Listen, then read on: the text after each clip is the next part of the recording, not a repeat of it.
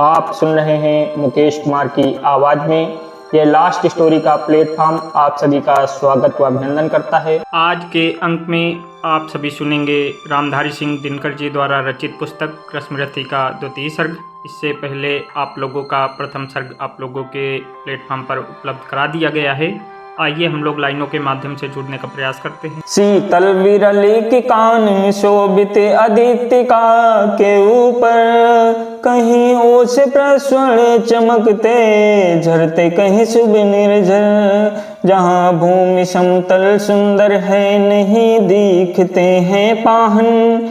हरियाली के बीच खड़ा है विस्तृत एक उटज पावन। आस पास कुछ कटे हुए पीले धन खेत सुहाते हैं। ससक मूस गी लहरी कबूतर घूम घूम कण खाते हैं। कुछ तंद्रिल अलसित बैठे हैं कुछ करते शिशु का लेहन। कुछ खाते साकल्य दिखते बड़े तुष्ट सारे गोधन। हवन अग्नि बुझ चुकी गंध से वायु अभी परमाती है। बीनी बीनी महक प्राण में मादकता पहुँचाती है। धूम धूम चर्चित लगते हैं तरु के श्याम छदन कैसे। चपक रहे हो शिशु के अलसित कजरारे लोचन जैसे। बैठे हुए सुगत आतप में मृगरो मंथन करते हैं। वन के जीव विवर से बाहर हो विश्रब्द विचरते हैं। सूख रहे चीवर रसाल की नन्ही झुकी टहनियों पर नीचे बिखरे हुए पड़े हैं इंगुद से चिकीने पत्थर। अजिंदर्भ पालास कमंडल एक और तप के साधन। एक और है टंगे धनुष तोरण तीर बरछे भीषण। चमक रहा तृणकुटी द्वार पर एक परशुआ भासाली। लौह दंड पर जड़ित पड़ा हो मानो अर्ध अंशुमाली। श्रद्धा बढ़ती अजिन दर्भ पर परशु देख मन डरता है। युद्ध शिविर या तपोभूमि यह समझ नहीं कुछ पड़ता है। हवन कुंड जिसका यह उसके ही है क्या ये धनुष कुठार। जिस मुन की यह श्रुआ उसी की कैसे हो सकती तलवार। आई है वीरता तपोवन में क्या पुण्य कमाने को। या संन्यास साधना में है दैहिक शक्ति जगाने को। मन ने तन का सिद्ध यंत्र अथवा शस्त्रों में पाया है। या कि वीर कोई योगी से युक्त सीखने आया है। परशु और तप ये दोनों वीरों के ही होते श्रृंगार। क्लियो न जो तप ही करता है ना तो उठा सकता तलवार। तब से मनुज दिव्य बनता है खड विकार से लड़ता है। तन की समर भूमि में लेकिन काम खड़ग ही करता है। किंतु कौन नर तपोनिष्ठ है यहाँ धनुष धरने वाला। एक साथ याग अग्नि और अस की पूजा करने वाला। कहता है इतिहास जगत में हुआ एक ही नर ऐसा। रण में कुटिल काल सम क्रोधी तप में महाशूर जैसा। मुख में वेद पीठ पर तरकस कर में कठिन कुठार विमल। साप और सर दोनों ही थे जिस महान ऋषि के संबल। यह कुटीर है उसी महामुनि परशुराम बलशाली का। भग के परम पुनीत वंशधर व्रति वीर प्रण पालिका। हाँ हाँ वही कर्ण की जांघों पर अपना मस्तक धर कर सोए हैं तरुवर के नीचे आश्रम में किंचित हटकर। पत्तों से छन छन कर मीठी धूप माघ की आती है। पड़ती मुनि की थकी देह पर और थकान मिटाती है। कर्ण मुग्ध हो भक्ति भाव में मग्न हुआ सा जाता है। कभी जटा पर हाथ फेरता पीठ कभी सहलाता है। चढ़े नहीं चींटियां बदन पर पड़े नहीं तृणपात कहीं। कर्ण सजग है उचट जाए गुरुवर की कच्ची नींद नहीं। वृद्ध दे तप से कृष काया, उस पर आयुध संचालन। हाय पड़ा श्रम भार देव पर, असमय यह मेरे कारण। किंतु वृद्ध होने पर भी अंगों में है क्षमता कितनी, और रात दिन मुझ पर दिखलाने रहते ममता कितनी। कहते हैं ओ वत्स पुष्टि कर भोग न तू यदि खाएगा, मेरे शिक्षण की कठोरता को कैसे सह पाएगा। अनुगामी यदि बना कहीं तो खान पान में भी मेरा सूख जाएगा, लहू बचेगा हड्डी भर ढांचा तेरा। जरा सोच कितनी कठोरता से मैं तुझे चलाता हूँ, और नहीं तो एक पाँव दिन भर में रक्त जलाता हूँ। इसकी पूर्ति कहाँ से होगी बना अगर तू सन्यासी, इस प्रकार तो चबा जाएगी तुझे भूख सत्यानाशी। पत्थर सी हो मांस पेशियां, लोहे से भुजदंड अभय, नस नस में हो लहर आग की तभी जवानी पाती जय। विप्र हुआ तो क्या रखेगा रोके अभी से खाने पर, कर लेना घनघोर तपस्या वह चतुर्थ के आने पर। ब्राह्मण का है धर्म त्याग कर, क्या बालक भी त्यागी हो। जन्म सात शीलोच्छ वृत्ति के ही क्या वे अनुरागी हो। क्या विचित्र रचना समाज की, गिरा ज्ञान ब्राह्मण घर में। मोती बरसी वैश्य वेश में, पड़ा खड़ग क्षत्रिय कर में। खड़ग बड़ा उद्धत होता है, उद्धत होते हैं राजे, इसीलिए तो सदा बजाते रहते वे रण के बाजे। और करे ज्ञानी ब्राह्मण क्या अश्विहीन मन डरता है, राजा देता मान भूप का वह भी आदर करता है। सुनता कौन यहाँ ब्राह्मण की, करते सब अपने मन की। डूबो रही सूंडित में भूको, भूपों की लिप सारण की। और रण भी किस लिए नहीं जग से दुख दैन्य भगाने को, पर शोषक पथ भ्रांत मनुज को नहीं धर्म पर लाने को। रण केवल इसलिए कि राजे और सुखी हो मानी हो, और प्रजाएं मिले उन्हें वे और अधिक अभिमानी हो। रण केवल इसलिए कि वे कल्पित अभाव से छूट सकें, बढ़े राज्य की सीमा जिससे अधिक जनों की लूट सके। रण केवल इसलिए कि सत्ता बढ़े नहीं पत्ता डोले, भूपों के विपरीत न कोई कहीं कभी कुछ भी बोले। जो जो मिलती विजय अहम नरपति का बढ़ता जाता है, और जोर से वह समाज के सिर पर चढ़ता जाता है। अब तो है यह दशा कि जो कुछ है वह राजा का बल है, ब्राह्मण खड़ा सामने केवल लिए शंख गंगा जल है। कहाँ तेज ब्राह्मण में अविवेकी राजा को रोक सके, धरे कुपद पर जब भी पाँव वह तत्क्षण उसको टोक सके। और कहे भी तो ब्राह्मण की बात कौन सुन पाता है, यहाँ रोज राजा ब्राह्मण को अपमानित करवाता है। चलती नहीं यहाँ पंडित की, चलती नहीं तपस्वी की, जय पुकारती प्रजा रात दिन राजा जय यशस्वी की। सिर था जो सारे समाज का वही अनादर पाता है, जो भी खिलता फूल बुझा के ऊपर चढ़ता जाता है।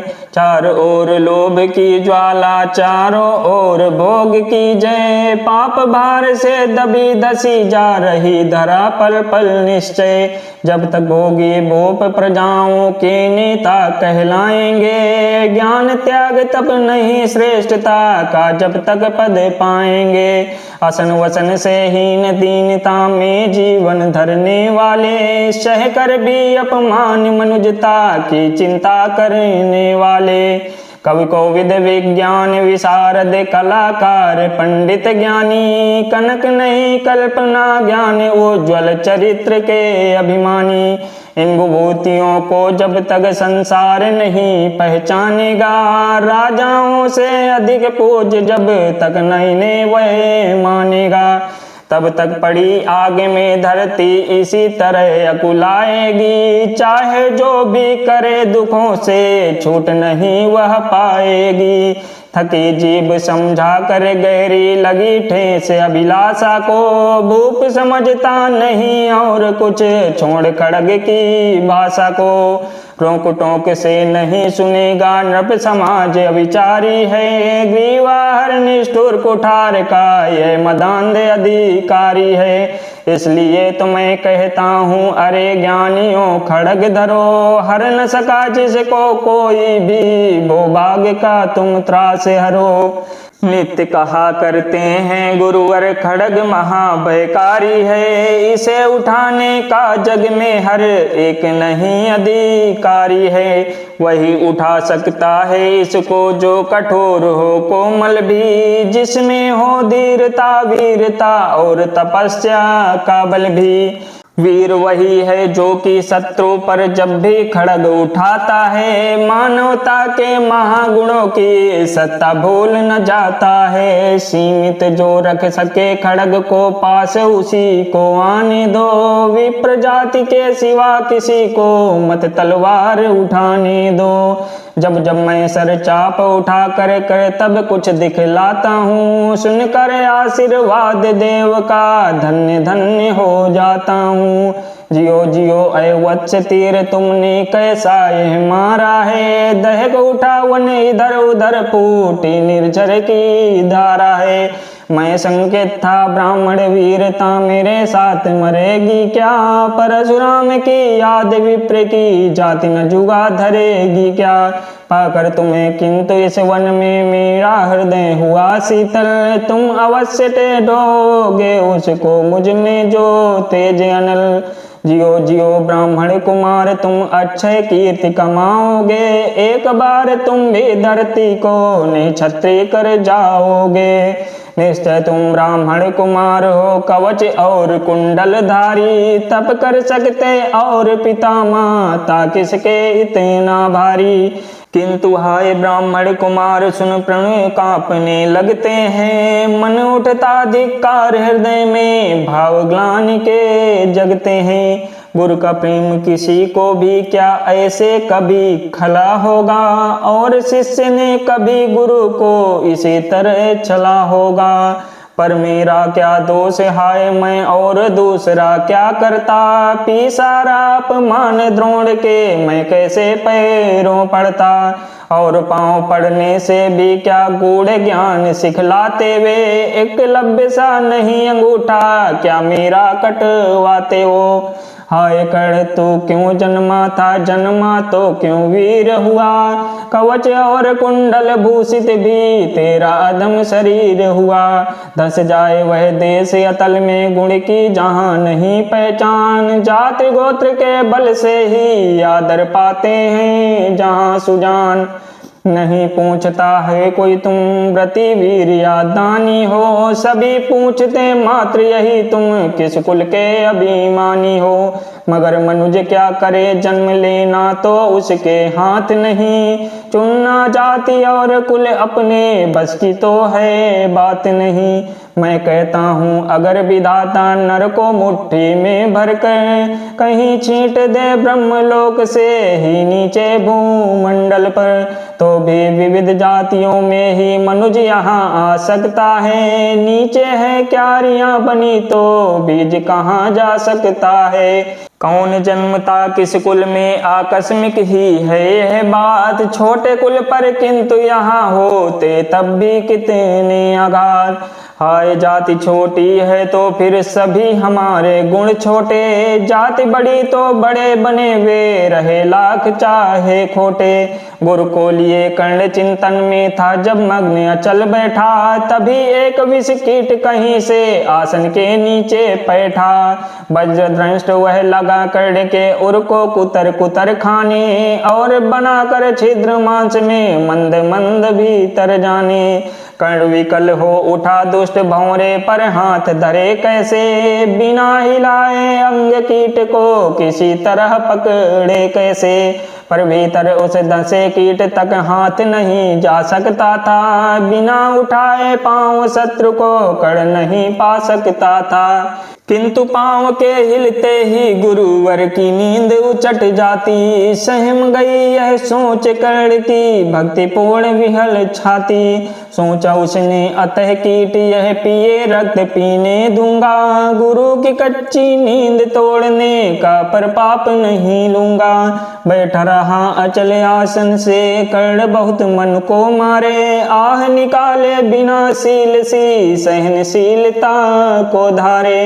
किंतु लहू की गर्म धार जो सहसा आने लगी तन में, परशुराम जग पड़े रक्त को देख हुए विस्मित मन में। कर्ण झपट कर उठा इंगितों में गुरु से आज्ञा लेकर, बाहर किया कीट गो उसने छत में से उंगली देकर। परशुराम बोले शिव शिव तूने यह की मूर्खता बड़ी, सहता रहा चल जाने कब से ऐसी वेदना कड़ी। तनिक लजा कर कहा कर्ण ने नहीं अधिक पीड़ा मुझको, महाराज क्या कर सकता है ये छोटा कीड़ा मुझको।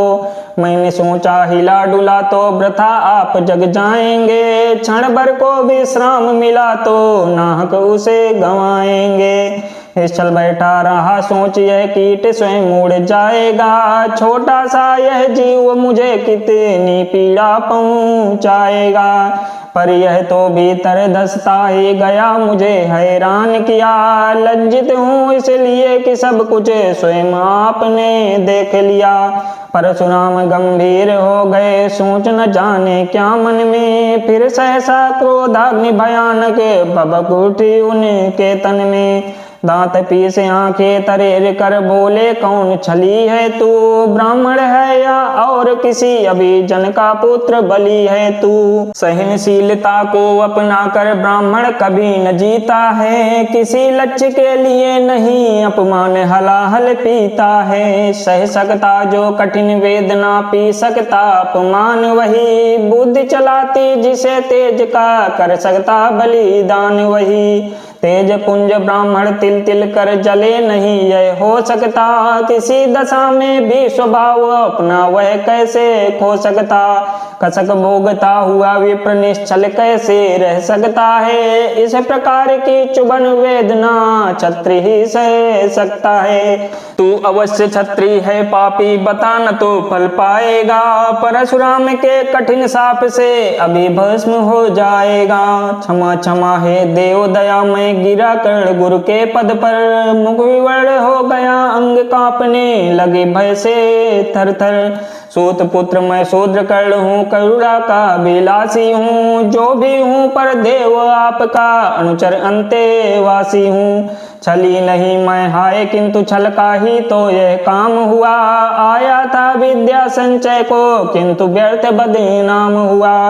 बड़ा लोभ था बनु शिष्य में कीर्त वीर का जेता का, तपोदीप्त सूरमा विश्व के नूतन धर्म प्रणेता का।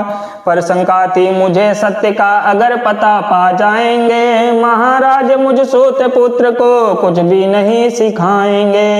बता सका मैं नहीं इसी से प्रभो जाति अपनी छोटी, करे देव विश्वास भावना और न थी कोई खोटी। पर इतने से भी लज्जा में हाय गड़ा सा जाता हूँ, मारे बिना हृदय में अपने आप मरा सा जाता हूँ। छल से पाना मान जगत में किलबिश है मल ही तो है, ऊंचा बना आपके आगे सचमुच यह छल ही तो है। तथा सम्मान आज तक दानी व्रति बलि होकर, अब जाऊंगा कहाँ स्वयं गुरु के सामने छली होकर। करे भस्म ही मुझे देव सम्मुख है मस्तक नत मेरा, एक कसक रह गई नहीं पूरा जीवन का व्रत मेरा।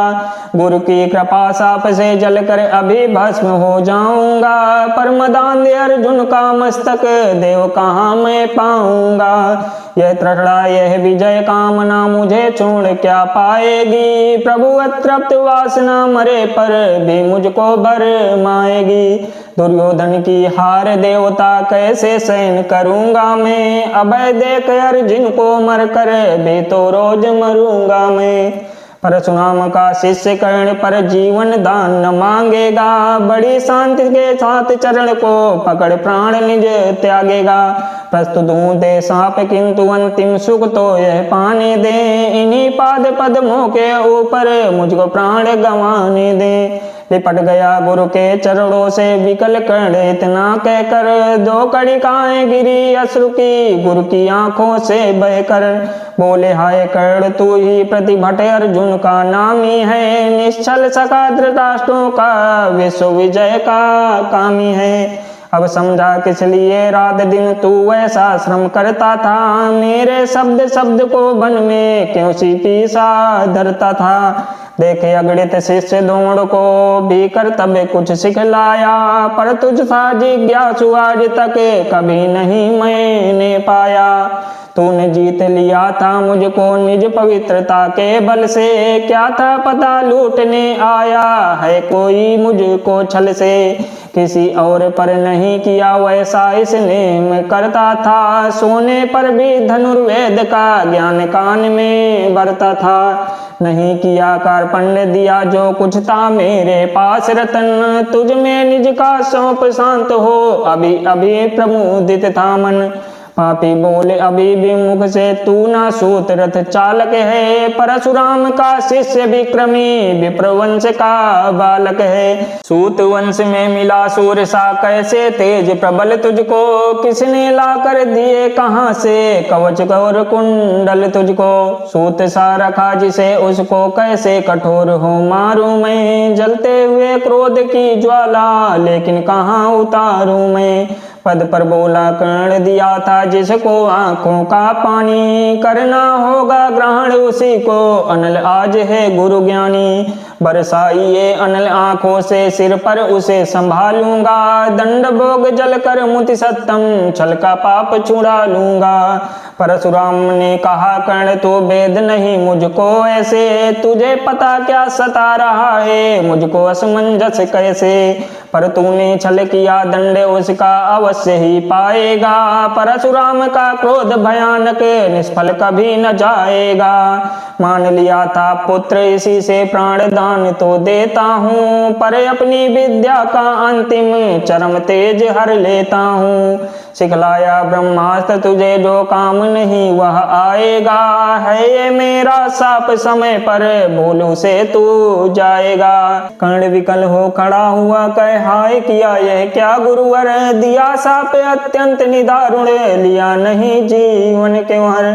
वर्षों की साधना साथ ही प्राण नहीं क्यों लेते हैं, अब किस सुख के लिए मुझे धरती पर जीने देते हैं। परशुराम ने कहा कर्ण ये साप अटल है सहन करो, जो कुछ मैंने कहा उसे सिरे पर ले सादर वहन करो। इस महेंद्र गिर पर तुमने कुछ थोड़ा नहीं कमाया है, मेरा संचित निखिल ज्ञान तूने मुझसे ही पाया है।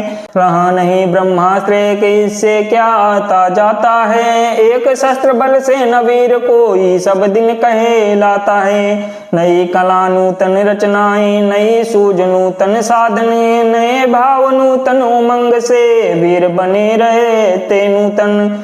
तुम तो स्वयं दीप्त पौरुष हो कवच और कुंडल धारी, इनके रहते तुम्हें जीत पाएगा कौन सुबट भारी। अछलो वर भी की विश्व में तुम महान कहलाओगे, भारत का इतिहास कीर्ति से और धवल कर जाओगे। जाओ लो विदा वत्स कुछ कड़ा करो अपना मन को, रहने देते नहीं यहाँ पर हम अभिशप्त किसी जन को।